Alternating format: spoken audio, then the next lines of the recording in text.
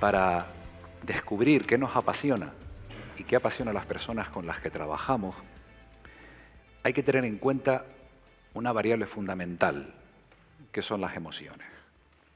Y luego un termómetro, lo nombrábamos anoche también en la cena, un termómetro que sirve para medir hasta qué punto estamos moviéndonos en condiciones óptimas en el ámbito de las emociones, en las relaciones, en el trabajo y todo. Y es el disfrute. Cuando disfrutamos, nos apasionamos. Cuando nos apasionamos, nos implicamos y rendimos. Y para eso, la innovación, que es otro concepto lleno de contenido, tiene que estar impregnada precisamente de esa potencia de la que hablaba Spinoza, ir en pos de los valores humanos, que es donde de verdad hay que innovar. Yo, antes de hablar de innovación social, que lo repetiremos mucho, me gusta hablar de innovación humana. ¿Qué sería innovación humana? Pues pasar del mundo gris en el que hemos estado viviendo tanto tiempo a partir de la revolución industrial a un mundo de color que tiene en cuenta todo el tiempo que las personas sentimos, pensamos, soñamos y amamos. Y yo me llevé una sorpresa muy grata anoche porque encontré a una persona que se dedica expresamente a esto, a la innovación social con ese telón de fondo de innovación humana. Y nos viene a hablar de cómo lo hace, nos viene a hablar de las dificultades que se ha encontrado en el camino, las resistencias, decíamos anoche. Él es David Alayón, director de previsión y cofundador de Innuba, y su ponencia se titula Innovación Social, el futuro de la nueva economía.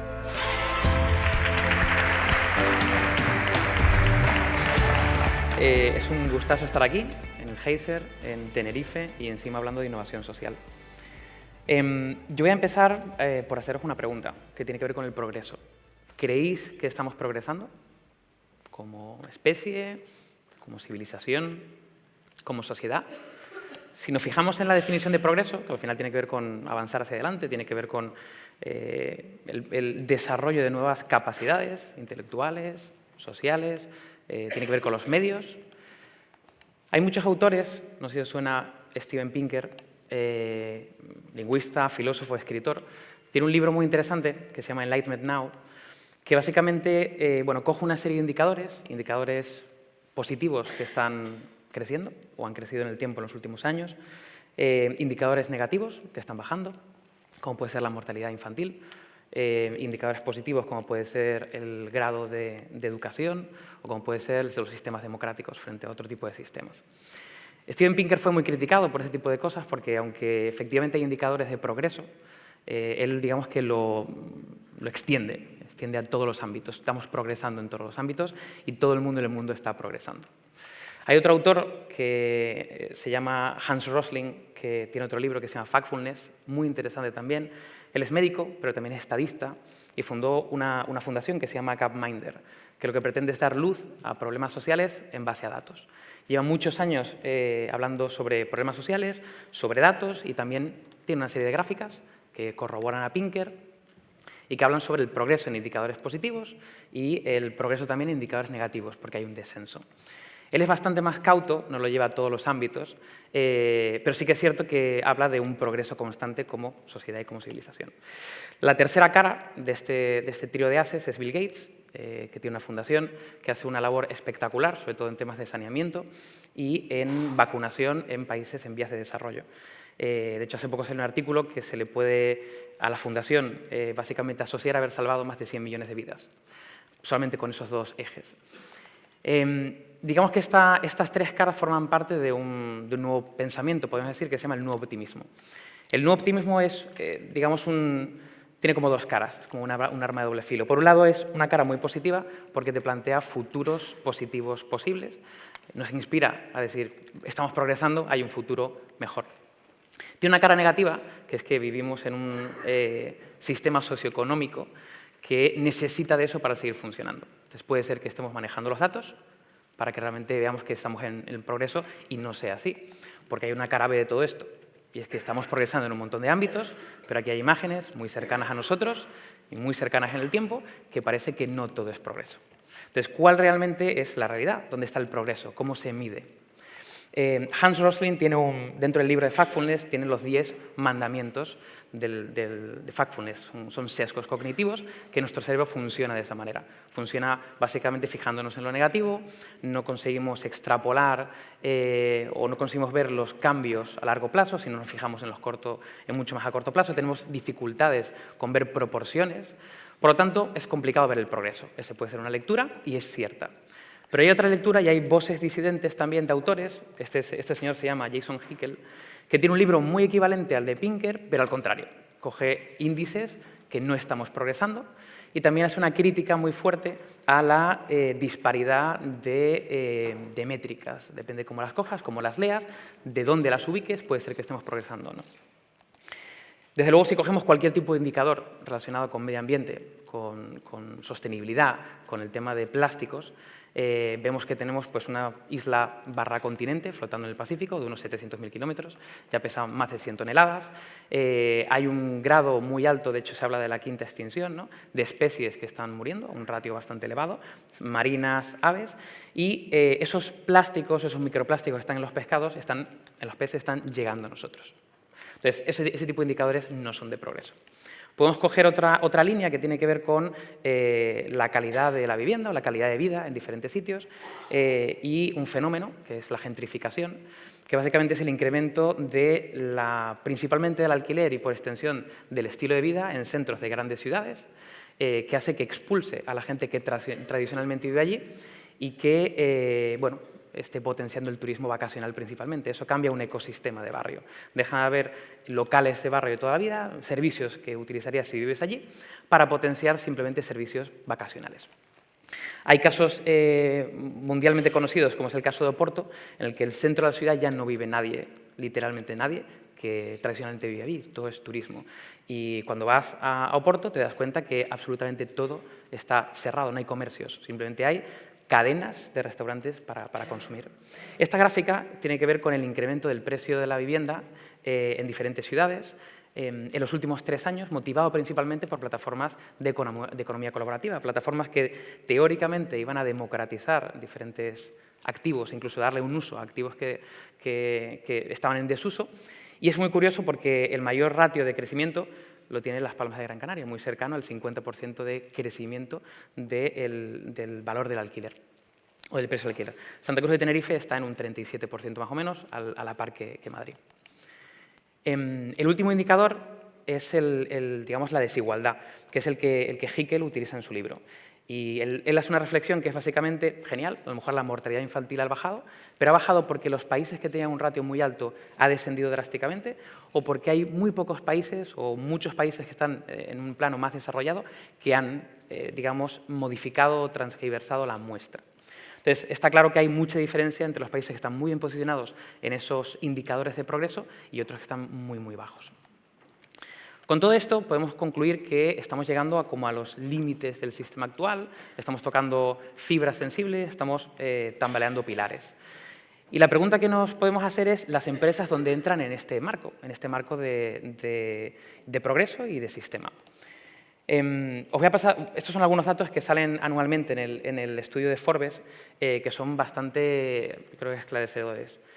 Apple, básicamente el ingreso anual de Apple es superior o un pelín superior al PIB de Guatemala, Uruguay, Costa Rica y Venezuela juntos. Ese es el nivel, estamos a nivel de empresa, en este caso Apple, ¿no?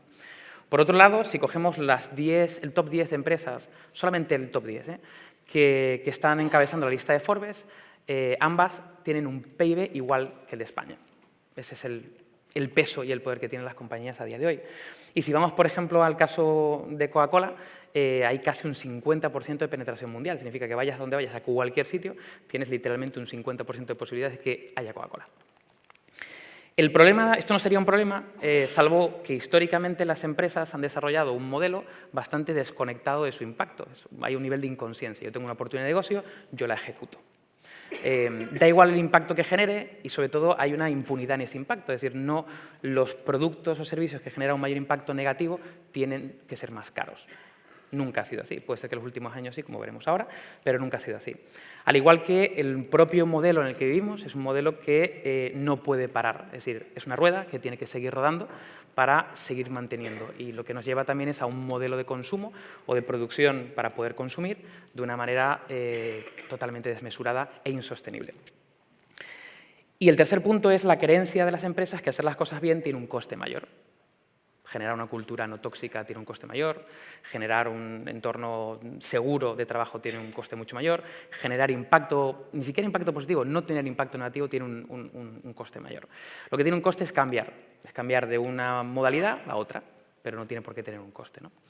En los años 50 pasa una cosa interesante y es el gran poder que tienen las empresas, ¿no? Llegan a la conclusión que un gran poder conlleva una gran responsabilidad. Y más o menos a los años 50 surge la responsabilidad social corporativa, que al final es un área dentro de una compañía que intenta, en mayor o menor medida, generar impacto positivo, muchas veces contrarrestando el propio modelo de la compañía. Si yo genero con mi modelo de negocio un impacto y a partir de ahí tengo una línea que no está conectada con el negocio ni tiene una sostenibilidad económica e intento generar buenas acciones para generar un impacto positivo. A lo largo del tiempo ha habido diferentes objetivos, están los del milenio, ahora están los ODS, que bueno, nos tocan a todos, pero especialmente tienen que ver mucho con las compañías y con las empresas y con la RSS de las mismas o las fundaciones y poco a poco más pegados al negocio, que es básicamente alinear todos esos esfuerzos de generar impacto positivo en unos objetivos muy concretos. Hay un gran problema con la RSS, que lo ha hecho muy bien en estos últimos 50, casi 60 años, y que se pone en jaque en los últimos 10 años. Y básicamente son estos 4. Lo primero es que no soluciona los problemas generados por el propio modelo de negocio de las compañías. Es un parche. Es un parche muy bueno, pero es un parche. Se generan incoherencias. Tú puedes generar un impacto positivo por algún lado y tener una cultura corporativa nefasta. El tercero tiene que ver, y es casi el más importante, es que la RSS no es sostenible económicamente. Por lo tanto, puedes tener un proyecto que lleva 5 años activo, generando un impacto positivo brutal, que si la compañía va mal en su modelo de negocio, lo primero que se recorta son esos proyectos. Y el cuarto es la prioridad. Como no está conectada con negocio, es una línea bastante poco prioritaria. Esto lleva siendo así los últimos 50 años, ¿y qué ha pasado en los últimos 10 años? Pues podríamos decir que algo ha cambiado en el mundo de las empresas. Algo ha cambiado cuando el Financial Times lanza una portada con esto, que habla de capitalismo, tiempo para reiniciarlo, para reset, ¿no? Tiene que ver con esta, que también lo ponía Paco en su presentación, que tiene que ver con la involucración de los CEOs más allá del propio modelo de negocio y sobre todo de los accionistas para favorecer la cultura y generar un valor para el cliente y para las personas. Concretamente, Larry Fink, que lo veíamos en la slide de Paco, también estaba en esta, es el CEO de BlackRock, probablemente el fondo mayor del mundo, el fondo de inversión. Y en su carta anual de los accionistas lleva ya 3-4 años hablando de que solo va a invertir en empresas que tienen propósito y solo van a invertir en empresas que solucionan tensiones sociales. Podemos decir que algo está cambiando. Y ya no solamente a nivel de comunicación, a nivel de CEOs, sino hay varias empresas, se han agrupado las que más visibilidad tienen en lo que se llama los 9 gigantes verdes, que son empresas como Nike, como Tesla, como Toyota, como IKEA, como General Electric, que llevan ya 4 o 5 años generando líneas de productos sostenibles, en este caso relacionados con medio ambiente, y que ya superan la suma de todas ellas el 100 billones americanos de dólares. Es decir, hay negocio y se está rentabilizando las líneas verdes. Y no es un tema de higiénicos, es un tema de creerlo y de lanzarlo y generar ese cambio. No solamente eso, sino que estas empresas han crecido un 12% más que la competencia. Evidentemente hay una oportunidad, hay medios de comunicación, hay CEOs involucrados, empiezan a surgir un montón de promesas de futuro. Empiezan a surgir empresas que dicen voy a invertir un fondo de inversión de impacto donde voy a meter 50 millones en los próximos 5 años. Empieza a haber empresas que dicen voy a generar o voy a intentar que en el 2025 el 100% de mi materia prima para generar un producto sea 100% sostenible. Ojalá esto sea así. De momento siguen siendo promesas, pero se nota que hay un cambio, y hay un cambio de modelo. El tema es no caer en lo que se llama el greenwashing. Vale, el greenwashing básicamente es subirse a una ola sostenible por un tema puramente de comunicación, pero no creérselo. Entonces, al final, lo que hacen es un efecto contrario. Es durante este tiempo voy a generar una serie de mensajes, pero a partir de ahí no generas, no cala. Como ya se ha validado que es posible porque hay empresas que lo están haciendo, como se ha validado por empresas que han cambiado su cultura, yo tengo la creencia que en el futuro, y todas las empresas, no sé si todas, pero algunas de ellas, que hacen promesas de futuro lo van a cumplir. Y si no, pues estamos nosotros para ayudarlas. Esto al final no va tampoco de grandes empresas, hay muchas pequeñas empresas que ya se han hecho grandes y otras que están comenzando y son emprendedores que meten el impacto social dentro de su core de negocio, como por ejemplo el caso de Patagonia. Es decir, ya no solamente estamos hablando de grandes empresas que de por sí son las que mayor impacto generan, sino hay otras muchas. Y empiezan a surgir muchos modelos. Hay un modelo que se llama valor compartido, Share Value, que lo propuso Michael Porter, de las famosas fuerzas de Porter, que ha hecho que el sistema empresarial actual haya crecido como ha crecido, entre otras muchas cosas, que habla de un valor compartido entre el valor social y el valor de negocio. Hay otro que tiene que ver con la inversión de impacto, que lo veremos en la bolsa social también en más detalle, que tiene que ver con llegar a un punto intermedio entre la inversión, que genera un retorno alto pero un cero impacto, la filantropía o la RSS, que no tiene retorno pero genera un alto impacto, pues ese punto intermedio en generar inversiones que tengan un impacto relativamente alto y por lo menos un retorno económico. Y el tercero tiene que ver con las B Corp, con las empresas B. No sé si os sonará, pero es un sello, es una auditoría que se le hace a todo tipo de empresas y donde te evalúan no solamente en tu modelo de negocio, sino en tu tipo de gobernanza, en la cultura de la compañía, en cuál es tu modelo de negocio, cuál es el impacto que genera. Bueno, es una auditoría bastante detallada y te dan un valor. Y ese valor, el objetivo es intentar llevarlo por encima de un umbral, básicamente, para estar metido como empresa socialmente responsable y ahora sí con criterio. En este mundo de oportunidades que han surgido, modelos de negocio, comunicación, hay que decir que el principal motor no han sido las empresas, hemos sido nosotros. Nosotros hemos cambiado nuestro tipo de consumo, o estamos cambiando, estamos convirtiéndonos en consumidores cada vez más conscientes. Ya no vamos a la guerra de precios, nos importa algo más el impacto, rascamos un poquito. Aparte de consumidores, trabajamos en algún lado, o en nuestras propias empresas o somos empleados. Y lo que estamos haciendo es ser más críticos con la cultura empresarial. Ya no trabajamos en un sitio solamente porque nos paga el salario, sino queremos un propósito, queremos un proyecto. Tiene que estar alineado. Entonces nosotros somos los motores de ese cambio. Y en este punto, en este tutum revolutum, surge la innovación social como oportunidad. Y es donde nosotros, Innuba, entramos. Innuba es una consultora que tiene ya 4 años, una consultora de innovación social. Y lo que hacemos básicamente es meter el impacto positivo en el modelo de negocio de las empresas. Llevamos ya 4 años y ya hemos aprendido que la clave de nuevo no está en las empresas, sino está en las personas. Buscamos a personas que se crean esto, que crean que es el futuro de las empresas y a través de ellos o de ellas entramos casi como una especie de caballo de Troya para generar el cambio internamente. Hemos acompañado a estas empresas que veis aquí en ese modelo de cambio, veréis a qué nivel, cómo entramos en las compañías y a qué niveles, pero digamos tenemos grandes corporaciones y luego tenemos fundaciones y ONGs que hemos ayudado a cambiar su modelo de basarse simplemente en donaciones a generar productos sostenibles en el tiempo. Puedes no generar una ganancia económica, pero puede generar un modelo sostenible, económicamente sostenible. Y luego, hemos trabajado también para la administración pública, muy poquito, y nos encantaría trabajar mucho más porque hay un poder, evidentemente, espectacular en el cambio. Este año hemos activado además otras líneas de ayuda o de acompañamiento. Una que tiene que ver con emprendedores sociales, más en la línea de aceleración y de inversión. Otra que tiene que ver para usuario final, es decir, no a través de empresas, que es un curso superior de innovación social, que lo hacemos con la Pontificia Salamanca, que ha tenido lleno absoluto, por lo cual estamos súper contentos no solamente por el lleno, sino porque hay un interés en formarse en innovación social. Y luego estamos con productos propios, es decir, qué cosas podemos generar nosotros, no solamente ayudar a empresas, que generen un impacto positivo. Entonces os he contado para qué lo hacemos, el para qué, el propósito, os he contado con quién lo hacemos o para quién trabajamos y ahora es el qué hacemos y cómo lo hacemos.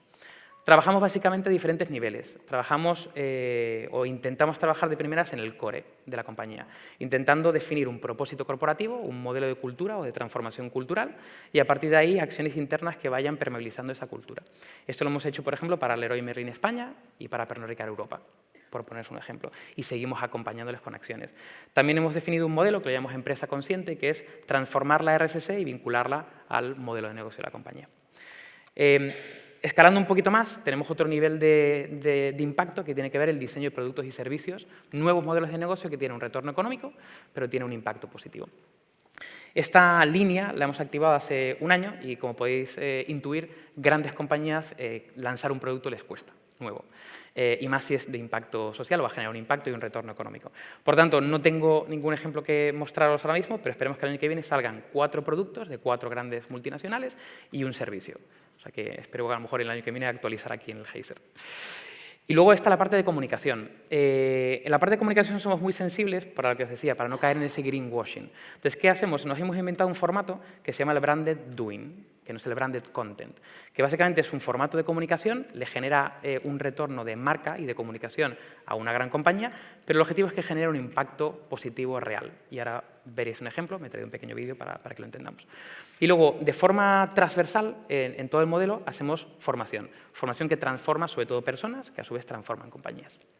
Entonces, el caso de Yoigo, que además hace una semana y pico tuvimos la suerte o estamos muy contentos por haber obtenido un premio, un oro en los premios Eficacia, que son unos premios bastante relevantes dentro del mundo del marketing y la comunicación, en la categoría de impacto social. Básicamente, Pienso Luego Actúo es la plataforma de comunicación que le montamos para Yoigo, comunicación con impacto real. Básicamente son historias de emprendedores sociales que están cambiando el mundo, les hacemos un pequeño documental de 10 minutos y un artículo en El País que sale en portada todos los lunes. Tenemos una plataforma propia y luego hemos conseguido generar como un ecosistema de difusión de canales. Tenemos un podcast, en Podium Podcast, que es el podcast más escuchado de España, de no ficción, o sea que tiene mucha visibilidad. Tiene una sección en El Hormiguero, cada semana, una sesión muy cortita, pero se introduce una historia de uno de los emprendedores. Y luego es la primera serie que se ha subido en Amazon Prime Video, y la podéis ver allí, que está, digamos, potenciada por una marca. Este tipo de difusión le ha dado a Yoigo una vinculación con un target que le interesa mucho, que son los emprendedores sociales. Y el objetivo es que en los próximos años se vincule con negocio. MásMóvil tiene una aceleradora de empresas, por lo tanto, ahí puede haber una vinculación. Se puede, digamos, ramificar dentro de la compañía.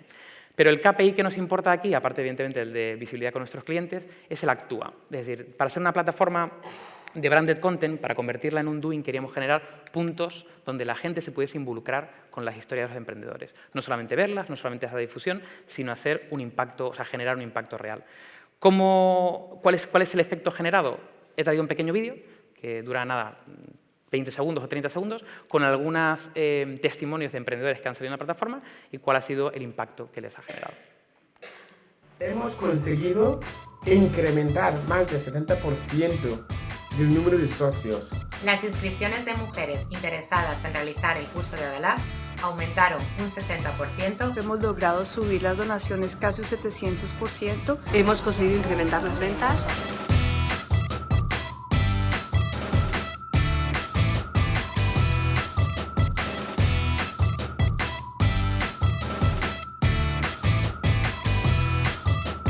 Gracias por todo lo que estáis haciendo por personas que tratan de cambiar el mundo.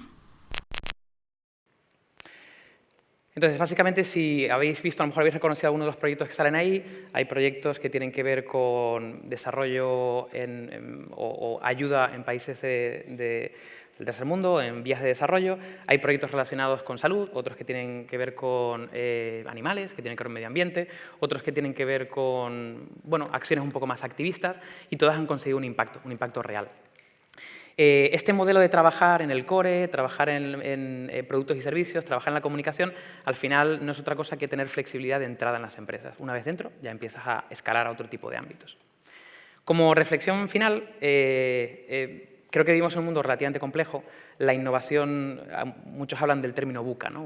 Vivimos en un mundo volátil, un mundo incierto, un mundo muy complejo y donde es ambiguo, ¿no? Y al final tú puedes pensar que un impacto positivo o una acción que puede llevar a un impacto positivo acabe teniendo consecuencias inintencionadas. Y más cuando tratas con grandes compañías que tienen a lo mejor 150.000 empleados, que están en 90 y pico países, una acción puede generar un impacto que a lo mejor no veías previamente, como lo vimos en el caso de la gentrificación. Pueden pasar casos como, por ejemplo, que una plataforma de Open Data, de datos abiertos, puede ayudarnos a diagnosticar mejor, de forma más automatizada, tumores, pero también puede llevarnos a un escenario totalmente distópico en el que a lo mejor estamos comenzando. Puede llevarnos también, por ejemplo, a una herramienta como CRISPR, que no sé si conocéis, pero es edición genética. Puedes editar el ADN de un bicho, en este caso un insecto, por ejemplo, para que no transporte la malaria. ¿Qué pasa? Que ese cambio puede generar un cambio en un ecosistema muy delicado y puedes barrer literalmente una especie que a lo mejor mantiene balanceado el ecosistema y tener que inventarnos cosas un poco rarunas, como tipo capítulo Black Mirror, y llegar a un futuro distópico. Y hay soluciones que parece que son totalmente factibles. En este caso, por ejemplo, no sé si conocéis Just, es una empresa que todavía no se comercializa en muchos sitios, solo está en Estados Unidos y está empezando, que es básicamente carne cultivada en laboratorio. Es decir, es una muestra orgánica de un ser vivo, una vaca, por ejemplo, un pollo, y al final cultivas en el laboratorio. Pasada la frontera probablemente inicial de decir, ostras, algo en cultivar en el laboratorio, seguramente sea el futuro de la carne, se reducirá drásticamente el infligir dolor en animales, pero claro, ya hay gente que simplemente por el hecho del crecimiento del veganismo está planteando qué efecto va a generar en los campos, en los prados, en un ecosistema muy grande donde muchas personas viven de ello. Entonces, este tipo de pensamiento nos ha llevado a generar una fórmula que yo os comparto, es la que utilizamos nosotros para todos los proyectos y para que la utilicéis como queráis, donde queráis, y proyectos que iniciéis o vuestra propia compañía.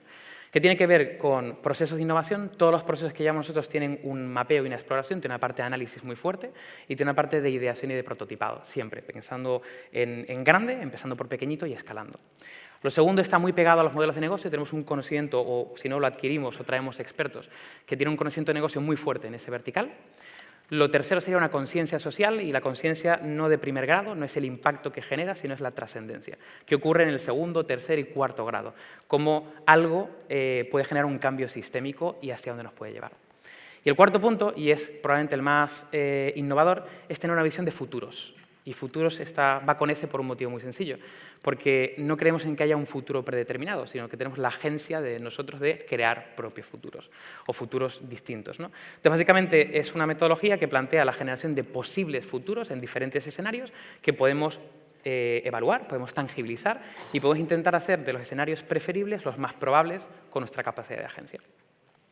Y hablando de futuros, ya me despido con esta frase: la mejor manera de predecir el futuro es crearlo, y os invito con esta reflexión, con esta fórmula y con lo que hemos hablado, a que entre todos generemos futuros mejores. Gracias.